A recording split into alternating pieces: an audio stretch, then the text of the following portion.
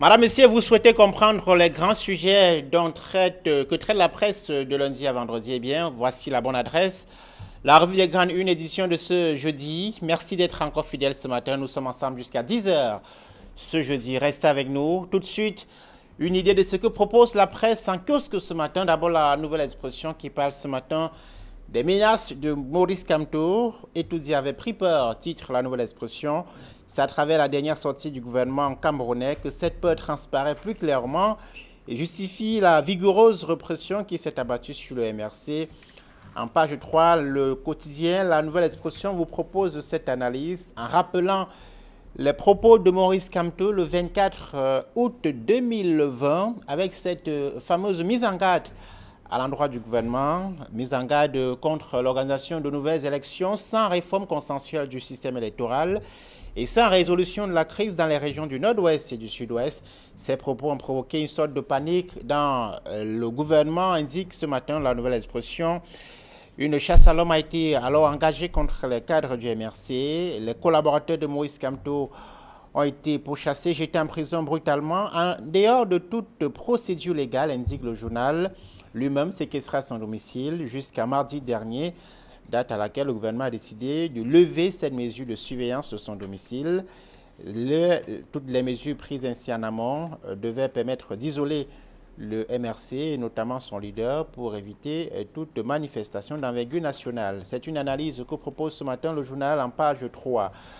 La Nouvelle Expression qui évoque également les droits de l'homme à l'occasion de la 72e journée internationale de protection des droits de l'homme ce jeudi. Énorme recul au Cameroun. Selon le réseau des défenseurs des droits humains en Afrique centrale, le REDAC, et de nombreux observateurs, la situation en la matière devient intenable à ce jour. C'est allé en page 4 de ce journal. L'article est signé de Linda Biapa qui rappelle les enlèvements, les tortures, les arrestations arbitraires qui meublent l'actualité ces derniers mois au Cameroun. Vous lirez l'article en page 4 du journal ce matin. Et puis, racisme, Weibo écrit, Weibo durcit le combat. Des propos racistes à l'endroit de l'ex-attaquant des Lions indomptables ont entraîné l'arrêt immédiat d'une rencontre entre le Paris Saint-Germain et le club d'Istanbul, dont l'ancien international camerounais est le sélectionneur adjoint. Vous lirez cet article en page 3. Il est signé de Hervé Villard. Évidemment, la Nouvelle Expression laisse la place à Le Messager qui titre à la une « Opération épervier ». Le complot contre Mbungo éventré, s'interroge le journal. Le bimensuel, la lettre du continent, dévoile les manœuvres souterraines ourdies par les proches collaborateurs du chef de l'État pour couler l'ancien ministre de la Défense. La lettre du continent, duquel s'inspire ce matin Franck Somba pour revenir sur les péripéties de la procédure engagée depuis quelques mois contre l'ancien patron de la Défense au Cameroun, avec cette interpellation sous forme de soupçon de détournement de fonds publics, 196 milliards de francs CFA représentant un coût total d'une convention de prêt par laquelle Paul Biya a obtenu de la Chine le rééquipement de tous les composants de l'armée camerounaise. Évidemment, des soupçons de surfacturation d'équipements militaires d'environ 20 milliards de francs CFA. Avec ces différents détournements, le journal ne comprend toujours pas les procédures engagées contre l'ancien ministre de la Défense. Il s'agit d'une stratégie mise en place par Paul Biya pour couper les têtes à tous les ministres qui ont des ambitions présidentielles, indique ce matin le quotidien Le Messager, qui s'inspire de cet article rendu public en fin de semaine dernière par nos confrères de la lettre du continent. Vous lirez l'article en page 3. Il est signé de Franck Somba dans Le Messager. En pied de une, lutte contre la corruption, le régime Biya en panne de stratégie. 9 après son adoption par le gouvernement, le fléau continue de gangréner tous les secteurs de la vie publique.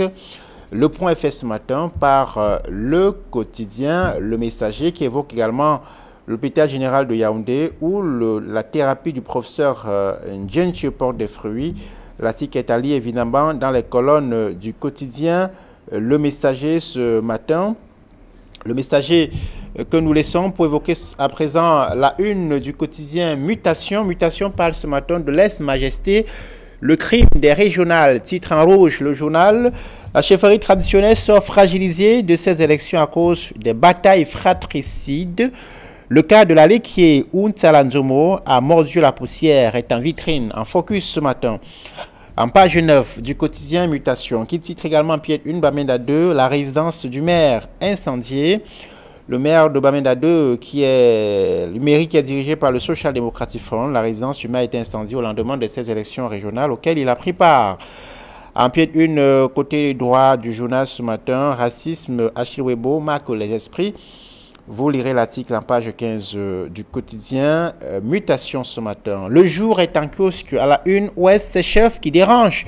Ils ont dit leur sentiment sur la gestion du pays, la crise sécuritaire dans le nord-ouest et le sud-ouest, le mal-être de la chefferie traditionnelle, la violation des droits, des lois et textes de la République, le paiement de la dette intérieure, la diminution de la pression fiscale, l'augmentation de la dotation, de la décentralisation, la construction des infrastructures médicales, la tribalisation de la scène politique et l'instrumentalisation politique de la justice. On leur en fait le reproche, indique ce matin le quotidien bleu Le Jour, qui est en kiosque. En pied de une, incident raciste, Patrick Boma et Joseph-Antoine Bell saluent l'acte de Webo, c'est à lire dans les colonnes de Le Jour ce matin.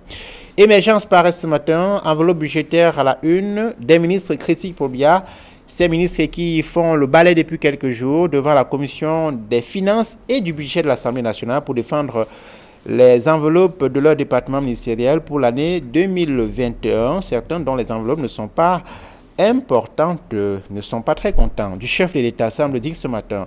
Émergence, que vous lirez évidemment en kiosque ce matin. Tribune d'Afrique, l'hebdomadaire a été en kiosque ce matin à la une. Faustin Akanche Touadéra, c'est le chef de l'État centrafricain. Eh bien, c'est une chance pour son pays, indique le journal. Il veut briguer un second mandat lors de l'élection présidentielle du 27 décembre 2020. Cet éminent professeur d'université que personne n'avait vu venir a depuis 4 ans redonné espoir à un peuple longtemps meurtri par des guerres internes. À l'heure du bilan, il est plus que jamais l'homme qui aura tracé les voies d'une paix et d'une stabilité durable. Vous retrouverez en page 3 l'éditorial, comme c'est le cas chaque semaine, de Faustin Djikam, le directeur de publication de Tribune d'Afrique. Merci d'être avec nous, madame, messieurs. Voilà quelques grands sujets qui sont à la une de la presse ce matin. Nous sommes jeudi, nous retrouvons nos confrères en plateau. Guy Hervé Fongan est avec nous. Guy, bienvenue, bonjour. Bonjour, de Brice Denal, et bonjour à mon homonyme que je retrouve avec beaucoup de plaisir. Et bonjour aux nombreux téléspectateurs et citoyens qui ont favorablement accueilli Politique Hebdo sur le marché. On est très heureux de savoir, de constater cet enthousiasme et cet engouement. Là, vous vous rappelez que j'avais fait la promesse ici que nous allons prendre nos responsabilités en essayant de construire une masse critique des citoyens chaque jour un peu plus importante. Donc là, on a pris nos responsabilités. La mayonnaise commence à prendre à peine quelques sorties. Et on a ce type de retour là. C'est agréable de savoir qu'on peut enfin. Nous produisons un journal document, des informations archivables, et notre pari c'est d'informer, d'éduquer et de responsabiliser. Je voulais simplement dire que ceux qui n'ont pas... vous avez sans doute remarqué qu'on est passé en mode bilingue. Voilà, on est désormais bilingue. Ça veut dire que Politique Hebdo, ceux qui nous suivent un peu partout peuvent le retrouver en anglais aussi sur le marché. Et découvrez par exemple rapidement pour sortir un excellent article de Akumbon McCarthy, de Bamenda, qui nous rappelle par exemple que le chef du Fonds de Sceaux est venu voter à Kumbo en hélicoptère et reparti en hélicoptère. Donc il y a beaucoup d'informations comme ça qui ne sont pas suffisamment relayées avec emphase, et il est important de savoir que contrairement à ce qu'on a laissé croire, il y a des chefs qui sont venus voter à Bamenda en hélicoptère, ils sont repartis en hélicoptère. Ça veut dire qu'il y a encore des choses à faire pour pacifier de manière effective cette zone, et tout ceci des choses vues et entendues. On peut les retrouver dans Politique Hebdo de cette semaine. Guy Hervé Fongan, directeur de publication désormais de Politique Hebdo. C'est en kiosque également avec une régionale 2020, le pénalty manqué. Vous lirez évidemment cette une de Politique Hebdo qui est en kiosque cette semaine, édition du lundi à vendredi. C'est bien cela. Merci d'être avec nous, Guy Hervé. Un autre Hervé, c'est Hervé Biard qui est là avec nous ce jeudi. Hervé, bonjour. Bonjour Brice, bonjour nouveau directeur de publication. Félicitations pour l'initiative. Vous savez que l'entrepreneuriat n'est jamais facile, il faut toujours se lancer. Je vous souhaite bon vent pour votre titre. Je suis de ceux qui pensent que l'impossible recule quand on vient vers lui. C'est quoi, je vous souhaite bon vent pour l'initiative, parce que pour faire l'entrepreneuriat, il faudrait être très courageux. Ce n'est jamais facile. Et si on veut regarder la trajectoire des médias au Cameroun, et des journaux papier au Cameroun, ça n'encourage pas de se lancer. Bravo pour l'initiative. On espère que vous briserez le signe indien qui montre que la presse écrite et la presse privée précisément peut vivre et davantage au Cameroun malgré les conditions difficiles sur le plan économique. Parce que vous vous rappelez, c'est un spécialiste de la communication, c'est lui-même que la vente au numéro n'a jamais nourri un journal. Qu'au Cameroun, beaucoup lisent moins. Il y a plus de titrologues que de véritables lecteurs. Donc j'espère qu'il a un bon business plan pour pouvoir faire que ce produit demeure parmi les journaux qu'on dira toujours. Merci d'être avec nous, chers messieurs. Alors, d'abord, la nouvelle expression, comme chaque matin, vous avez lu cette une, Guy Fongan, menace de Kamto et Toudi avait pris peur, titre la nouvelle expression. C'est à travers la dernière sortie du gouvernement camerounais que cette peur transparaît plus clairement et justifie la vigoureuse répression qui s'est abattue sur le MRC. David nous propose cette analyse en page 3. Vous avez la même lecture? Oui, j'ai lu avec beaucoup de plaisir le papier fait par David No, que je salue au passage, même si je ne suis pas exactement du même avis. D'ailleurs, j'ai écrit un éditorial qui n'était pas exactement la même chose, parce que j'avais un regard différent de cette affaire. Non, pour dire que... sauf qu'à l'épreuve des faits, on est obligé de constater, parce que je suis de ceux qui avaient indiqué au lendemain de la... on va dire incarcération ou arrestation, je ne sais pas comment on va appeler ça, l'assignation en résidence du professeur Kamto, qui ne sera pas libéré avant les élections régionales. Nous l'avions dit, les bandes existent, nous l'avions dit longtemps avant, parce que je savais qu'en réalité, quelle que soit l'agitation qui sera faite, il ne sera pas libéré avant, quoi qu'on dise, quoi qu'on fasse. Et aujourd'hui, à l'épreuve de la réalité, on peut penser que, peut-être, on peut supputer que, manifestement, le professeur Kamto avait une véritable capacité de nuisance, effective, et que c'est pour ça que pris de panique, pris de peur, puisqu'il n'y a pas, objectivement, on ne peut pas, quand vous échangez avec tous les juristes, tous les exégètes du droit, on a du mal à qualifier cette infraction qu'on reproche à Maurice Kamto. Et donc, on est en droit de penser que, ayant pris toute la mesure de la capacité de nuisance du Maurice Kamto, bien on a décidé de le bloquer et d'attendre que les régionales passent. La preuve, il est libéré au lendemain des élections régionales. Ça veut simplement aussi dire qu'il est possible qu'on ait que toute la mesure de sa capacité de nuisance ait été prise en compte par les pouvoirs publics. Alors, la levée de cette surveillance de sa résidence intervenue 2 jours après les élections régionales de dimanche, Hervé Villard, donc Maurice Kamto aurait pu nuire à ces élections. C'est ce que semble dire ce matin la nouvelle expression. Le gouvernement a pris conscience qu'il peut mobiliser de façon à ce que ces élections ne se tiennent pas. Il faut quand même remarquer que Maurice Kamto, quand il a engagé son mouvement de revendication, a fait tout, puisqu'il dit qu'il n'a pas arrêté, malgré le fait qu'on ait enlevé devant sa porte, n'est-ce pas, l'excellent, a fait le mastodonte, a fait la présence massive des forces de l'ordre qui l'empêchait de pouvoir se mouvoir. Il déclare qu'il n'a pas arrêté son combat parce qu'il avait tout un agenda et qu'il avait défini au départ et qui a commencé par les manifestations du 22 février. Vous comprenez que 22 septembre. 22 septembre, merci. 22 septembre. Vous comprenez donc qu'il avait tout un agenda qui était connu de tous et c'est par mesure de prudence que le gouvernement, les chefs d'État et tout ce qui tourne autour de lui, n'est-ce pas, ont pris cette mesure. Parce que vous savez, dans ses revendications, il avait posé pour préalable les problèmes de la résolution de la crise anglophone et la révision du code électoral qui semble ne pas être à mesure de prévaloir, ou du moins de faciliter l'organisation des élections démocratiques au Cameroun. Et voilà en quelque sorte les éléments qu'il brandissait pour pouvoir engager son mouvement. Or, vous savez que pendant cette marche, on a arrêté beaucoup de militants de MRC, et lui-même, le président, lui-même a été assigné à résidence surveillée pendant des mois, et que c'est 2 jours après les élections régionales qu'on le libère. Ça veut tout dire. Ça confirme ce que la nouvelle expression le dit. En fait, les faits le disent, l'attestent, qu'on avait peur de lui. Oui, on avait peur de lui parce que c'est le seul qui, depuis un certain temps, parlant des partis d'opposition, prend des initiatives et les met en application. Nonobstant la résistance et bien le fait qu'on resserre les taux autour de lui. Parce que, regardez ces militants, ils ont marché le 29 septembre malgré toutes les sorties des autorités, malgré tout.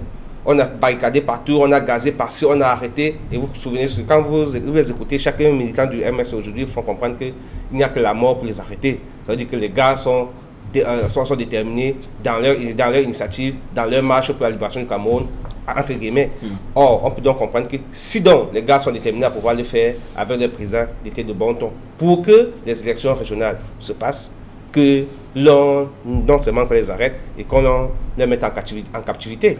Même si sur le plan juridique, on va comprendre que ce n'est pas légal, on ne justifie pas, il n'y a aucun nom pour désigner l'acte qui a été posé concernant le président Maurice Kamto, qui a été assigné à résidence, puisque ses avocats ont demandé auprès du tribunal qu'est-ce qu'on lui reproche. Il faut justifier, il faut donner un titre, n'est-ce pas, à ce comportement. Jusqu'à aujourd'hui, malgré les recours introduits en justice, rien n'a été justifié. Donc on peut comprendre qu'on avait perdu. Alors le gouvernement parlait d'un réajustement, ce sont les mots du ministre de la Communication, d'un réajustement des mesures prises contre les meneurs, les leaders du MRC et les militants, en parlant des libérations qui sont en cours, d'autres qui ont été faites, d'autres qui seront faites en fonction du niveau d'implication des militants dans les manifestations du 22 septembre dernier. Après cette levée de ce dispositif de sécurité autour de sa résidence, que pourrait faire Maurice Kamto? Non, je voulais également, parce que vous savez, je voulais quand même rappeler que dans mon premier propos, ce que j'ai fait ce qu'on appelle dans les en sciences sociales l'analyse du discours de David Noho, qui évidemment a sa lecture de la situation. Et je voulais inviter aussi, pourquoi pas, des thyriféraires du MRC à voir aussi le triomphe modeste, parce que c'est aussi l'analyse que j'ai fait quand j'ai parlé du penalty manqué. Parce que rappelez-vous, dans mon éditorial, c'est comme ça que j'ai appelé, j'ai intitulé ce qui s'est passé lors de ces élections régionales, pour dire que, à la vérité, le 24 août, souvenez-vous, le professeur Kamto avait conditionné la tenue des élections régionales par le cessez-le-feu dans la région du Nozo et la mise en place d'un dialogue inclusif. Donc il avait conditionné ces élections où, à défaut, les élections allaient être boycottées. Donc il n'y a pas eu un cessez-le-feu véritable dans le Nozo. Les gens ont continué à tomber sur le champ de guerre. Le dialogue inclusif réclamé à Corée-Akri n'a pas eu lieu. Et donc, c'est un pénalty manqué. Voilà. Donc j'invite les gens à ne pas se limiter à la titraille, mais de lire le contenu explicatif qui est dans le journal Politique Sebo, qui pour moi en réalité, étant donné que ces deux conditions n'ont pas été remplies et que l'élection ait effectivement eu lieu, eh bien ça m'a semblé pas inintelligent de rappeler que c'est un penalty manqué du MRC.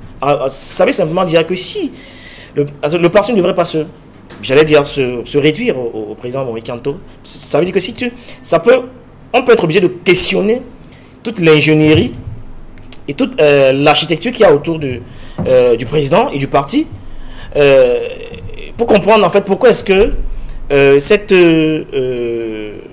menace on n'a pas pu apercevoir ça dans l'espace public, c'est bien parce que Maurice Kamto était assigné à résidence surveillée. Ça veut dire que si Maurice Kamto n'est pas là demain, peut-être que le MRC ne peut pas se déployer, se mouvoir. Et donc moi, je serais attendu que même malgré son incarcération, s'il y a une véritable architecture derrière, une véritable ingénierie de la résistance du MRC, eh bien, le parti aurait quand même pu, j'allais dire, jouer les troubles faits et mettre à mal le régime. Donc vous convenez avec moi que l'assignation à résidence du professeur Maurice Kamto, on a bien vu que le parti a eu du mal à se mouvoir en se rappelant les propos que le président avait tenus le 24 août 2020 au cours d'un point de presse à Yaoundé. Donc finalement, c'était un autre pénalty manqué. On va parler de l'oreillette de une de la nouvelle expression ce matin qui parle des droits de l'homme. Énorme recul au Cameroun, titre le journal. Selon le rédac et de nombreux observateurs, la situation en la matière devient intenable à ce jour. Le quotidien à la nouvelle expression fait le point de ce débat organisé hier ici à Douala par le réseau des défenseurs des droits humains en Afrique centrale, en prélude évidemment à la célébration ce jour de la 72e journée internationale des droits de l'homme. Hervé, vous avez la même lecture que la nouvelle expression qui énumère ce matin les assassinats, les enlèvements, les arrestations arbitraires qui meublent l'actualité. On a reculé? On a reculé. Vous savez que les droits de l'homme, depuis 1990 au Cameroun, ça a fait 30 ans. On a fait une forme de bilan aujourd'hui avec cette journée qui va se tenir. Et même hier, il y a plusieurs réunions qui sont tenues, même en visioconférence. Et j'en ai assisté avec l'Union européenne, l'ambassade des États-Unis, avec l'ambassade de France également, une réunion en visioconférence pour faire l'état des droits de l'homme avec le monde à venir également, et plusieurs autres organisations. Pour faire comprendre que de 1990 à 2000 aujourd'hui, 2020, nous sommes, vraiment, il faut reconnaître qu'on a vraiment reculé. On a reculé, on a fait un bond en arrière, on a l'impression qu'on est venu derrière. Aujourd'hui au Cameroun, on a l'impression qu'on a beau parler d'état de droit, l'état de droit dont on parle au Cameroun n'est qu'un état de droit de non. De fait, ça n'existe pas. S'il faut rentrer dans l'actualité pour étayer un peu cela, il y a juste quelques jours, vous avez vu ce qui s'est passé avec les avocats au niveau du tribunal de première instance de Douala, des avocats qui, dans l'exercice de leurs fonctions, parce qu'ils revendiquaient un certain nombre de choses dans le tribunal, ont été gazés, beaucoup ont été brûlés. Vous avez été témoin des faits, vous avez vécu. Et vous voyez donc, quand on a un nouveau code de procédure pénale qui doit être respecté, où la liberté doit être celle qui est privilégiée, c'est plutôt le contraire. Vous voyez un peu, vous voyez que la liberté, la liberté devient plutôt une exception au Cameroun. Pourtant, le nouveau code de procédure pénale qu'on a mis sur pied permet effectivement qu'on respecte les droits de l'homme au Cameroun. Aujourd'hui, vous êtes interpellé, on n'a même pas besoin de vous notifier sur pourquoi vous êtes interpellé. Il n'y a aucune convocation pour vous. Quand même, vous sollicitez parfois, quand vous êtes devant l'officier de police judiciaire, d'avoir un avocat. Monsieur, vous n'avez pas, ça dit qu'on vous torture, n'a pas besoin d'avocat. Pourtant, on devrait vous rappeler vos droits. Vous rappelez que vous avez besoin d'un avocat. Est-ce que vous pouvez avoir un avocat? Le nouveau code de procédure pénale demande que si vous n'en avez pas, l'État peut vous en fournir pour votre défense. Malheureusement, rien n'est fait à ce niveau.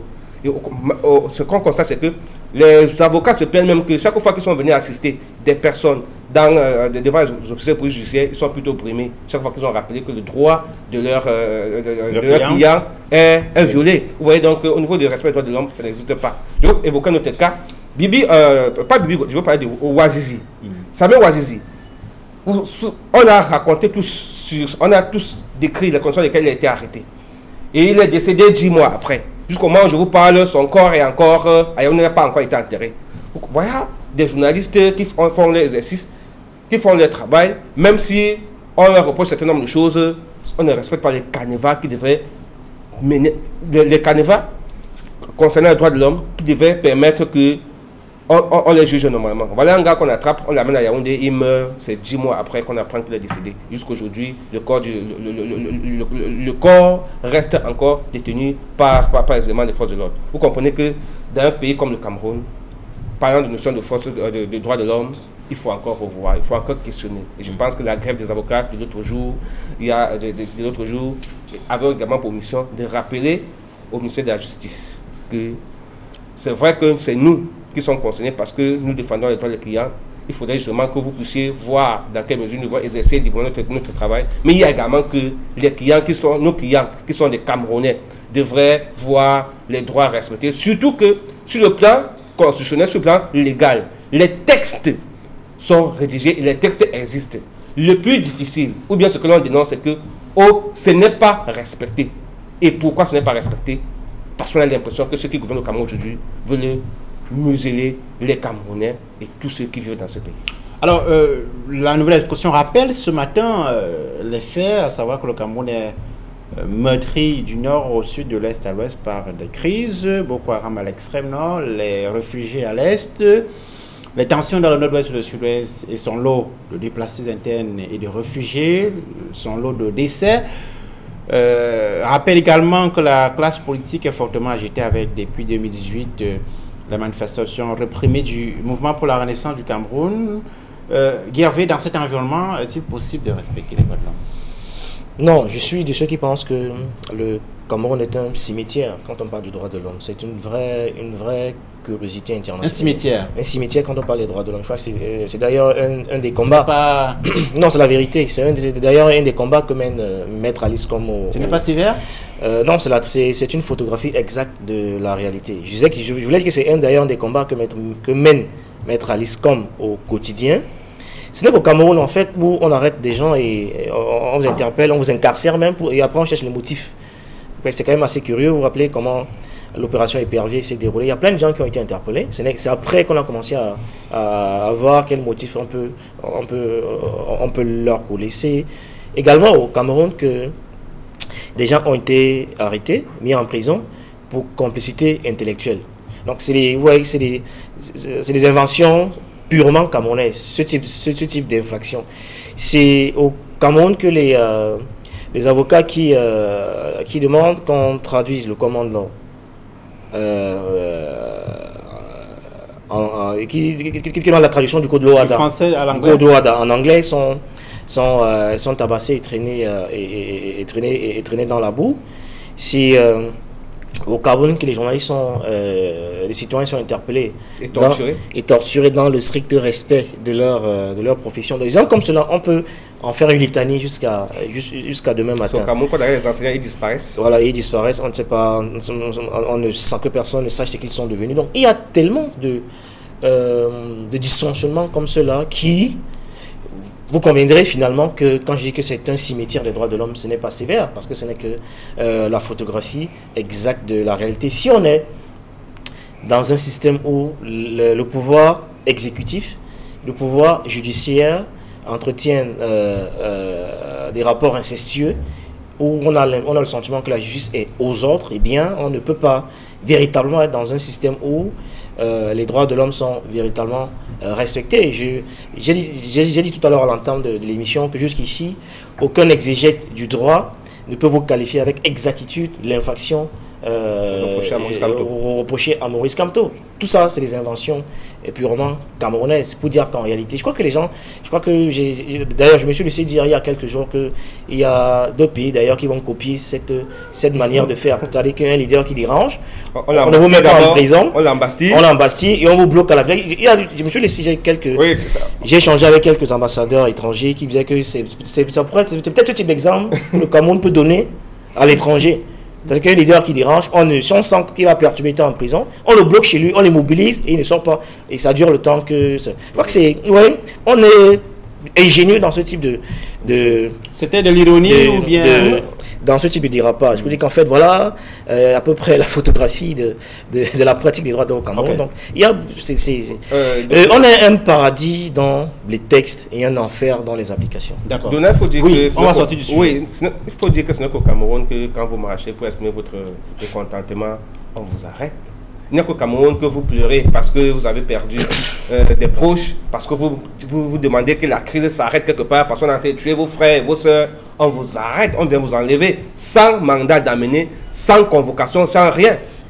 Voilà un pays comme le nôtre, comme je le rappelais Guy Fonga, qui a les meilleurs textes, parce qu'il a des meilleurs génies, des experts en matière de droit. Je crois que c'est au Cameroun qu'on en trouve.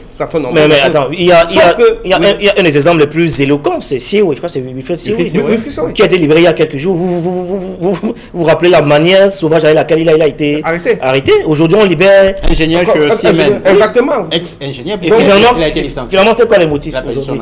On ne peut pas sortir de ce sujet comme ça, Donald, parce que nous sommes tous concernés. Il faut rappeler que... Le cas de Sioui, c'est administratif. Si on ne compte pas dessus, c'est vrai que ça ne dit rien à tous ceux-là qui le font. Nous n'avons que clamer ici, comme bavarder, comme ils aiment bien le dire. Mais il faut quand même rappeler que si on veut être un pays émergent, parce qu'il faut reconnaître quand même que c'est notre pays à nous tous et que sa construction dépend de nous tous également et de tous ceux-là. Donc, si vous voyez un pays que les investisseurs fuient, où les opérateurs économiques investissent malgré eux et ne peuvent pas rentrer dans leur investissement, parce que l'application de la loi, qui est connue de tous, n'est pas exemplaire. Vous comprenez qu'on est voué à l'échec. Cela, donc, si on veut que notre Cameroun soit un Cameroun émergent, comme le veut à l'horizon 2035 sur le chef de l'État, ou bien qu'il soit émergent et qu'il soit concurrentiel dans l'agrobosphère, il faudrait justement qu'on commence dès aujourd'hui à appliquer ce genre de choses. Parce que c'est cela qui donne envie de vivre dans un pays. C'est ça qui donne envie d'investir. Ils vous diront pour vous distraire qu'on a investi 80 milliards pour le grand mal. Bon, bref. Bon, d'accord. On va parler d'autre chose, chers messieurs. On dirait que c'est le grand mal. La une de mutation nous intéresse. Mutation qui dit ce matin Lèse Majesté. Le crime des régionales, dans un jeu de mots qui est propre à ce quotidien. L'on apprend que la chefferie traditionnelle sort fragilisée de ces élections à cause des batailles fratricides. Le cas de l'allée qui est dans le centre, Unsala Nzomo, c'est un chef traditionnel, la mordue, la poussière. En page 9, vous retrouverez cette analyse du quotidien Mutation. Guy Fonga, est-ce que vous avez le sentiment également que la chefferie traditionnelle sort fragilisée des régionales? Non, c'était prévisible, je ne suis pas étonné. Je suis de ceux qui pensent que la chefferie est garante des traditions et des institutions, j'allais dire, vraiment héritées de la tradition, doivent garder. C'était moi, je savais quand, du moment où un chef s'engage en politique, ça veut dire qu'il est susceptible d'aller en compétition avec un de ces sujets. Et il peut perdre comme il peut gagner. À partir de ce moment-là qu'il s'engage, déjà, ça veut dire qu'il est en compétition. Et donc je ne suis pas étonné de ce résultat. Je suis ceux qui avaient décrié ça. Et ça a été longtemps l'objet de chou gras de la presse. Donc ce résultat ne m'étonne pas. Je pense qu'on devrait aménager un espace plus, plus prestigieux, plus honorable pour les chefs, que de les mélanger à ce type de scénario, qui malheureusement ne... Donc ce n'est pas leur engagement politique, mais les modalités. Non, le dispositif légal qui est mis en place est tel qu'on ne pouvait qu'aboutir à ce type de scénario. Pour moi, ce n'est pas surprenant, parce qu'il faut aménager un espace qui ne va pas désacraliser les chefferies. Sur le plan juridique, ce n'est pas encore réglé. Qu'est-ce qui peut être fait à Guévé pour... Villard pour justement aménager des couloirs soit que les chefferies. Rien, les chefs sont eux-mêmes responsables de leur propre culture. La place des chefs, c'est à la chefferie. Ils sont des représentants de notre tradition. Et chaque fois que vous êtes frotté à la politique, on vous a désacralisé, vous avez perdu vos pouvoirs. Les pouvoirs, ce n'est pas dans les institutions, les pouvoirs, c'est à la chefferie. C'est là où on reconnaît leur rôle. Parce que c'est eux qui interprètent les signes des dieux et qui transmettent à leurs fils, qui sont ceux-là qui composent l'exécutif. Dès qu'ils ont perdu ce côté-là, ils ne pourront plus être ni en harmonie avec les dieux et seront donc trompés sur le plan politique comme ça. Est-ce qu'on peut priver au chef la latitude de droit qu'il est reconnu des citoyens, à savoir s'engager en politique ou avoir une opinion politique? Le chef peut voter, mais sans... le chef vote, sauf que le chef n'est pas politique. Je vous dis bien que sa place, c'est dans la chefferie. C'est le seul qui est en communion avec Dieu, celui qui peut interpréter les signes. Vous dites, monsieur, faites attention parce que si vous ne faites pas ça, c'est comme ça que notre pays sera. Merci. Ils sont avant-gardistes. Merci, cher monsieur, d'avoir été avec nous ce jeudi matin. Nous vous retrouvons demain pour la dernière de la semaine. Merci aux deux Guy, aux deux Hervé qui étaient sur ce plateau ce jeudi. On vous retrouve évidemment demain à 9h20. Restez sur notre antenne. Nos programmes se poursuivent. À très bientôt. Ça veut dire que tu vas faire les jumeaux.